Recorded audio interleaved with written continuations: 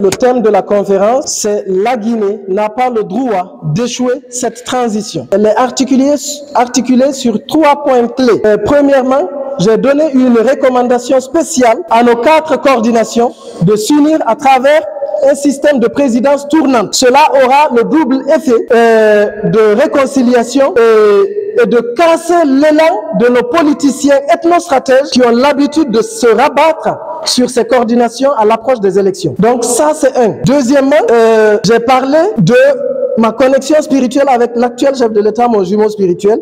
J'ai dit clairement que le colonel Mamadi Doumbouya est un homme de Dieu et j'ai soutenu cela par les prémonitions d'Ahmed Sékou Touré dans tome 16, Le pouvoir populaire. J'ai aussi évoqué ce passage dans le roman Dramous de Camara Laye, à partir de la page 196 jusqu'à la page 245, c'est des passages prémonitoires qui indexent sans équivoque le CNRD et le colonel Mamadi Doumbouya. Et en plus de cela, il y a mon expérience personnelle en tant que jumeau spirituel, ce que j'en sais. Et j'ai dit beaucoup de choses, et tout ça sur la base de mes 2 déclics spirituels. Le premier de février, d'avril 2016. Donc c'était une conférence de presse aussi sur 3 thèmes, le maraboutisme, la réconciliation nationale et la lutte antiterroriste. C'était le résultat du premier déclic. Et aujourd'hui, avec le deuxième déclic de septembre 2022, c'est ce qui a produit cette conférence, et une conférence très prochaine qui portera sur 3 thèmes aussi. L'enjeu énergétique du monde actuel, le colonel Mamadi Doumbouya est un homme de Dieu, et la réconciliation nationale et internationale. J'ai parlé aussi du destin grandiose de la Guinée, d'être vraiment un leader, c'est-à-dire d'occuper une place de choix dans le destin divin de sauver l'humanité. Et pour cela, il faudrait qu'on règle d'abord nos querelles intestines avant d'aller prétendre aider les autres. Il n'y a aucune stratégie derrière. La raison, c'est que je viens de vous dire que ma première apparition publique, c'est en avril 2016, à l'occasion d'une première conférence de presse. Donc c'est ce même combat qui continue aujourd'hui.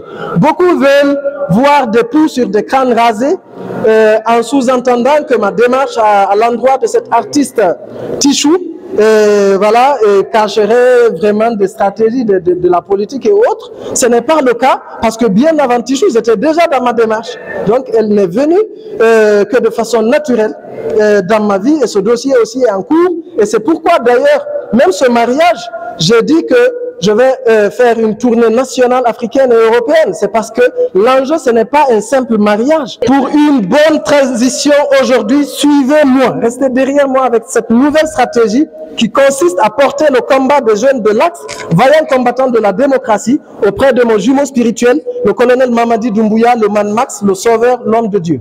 Puisque une transition appelle forcément une autre transition. Donc qu'est-ce que nous allons faire? J'ai rappelé que nous sommes dans une transition non seulement politique, mais générationnelle. Aujourd'hui, c'est l'avenir de nous jeunes qui est en jeu. Nous avons longtemps signalé que nos aînés qui dirigeaient nos pays ont mal gouverné.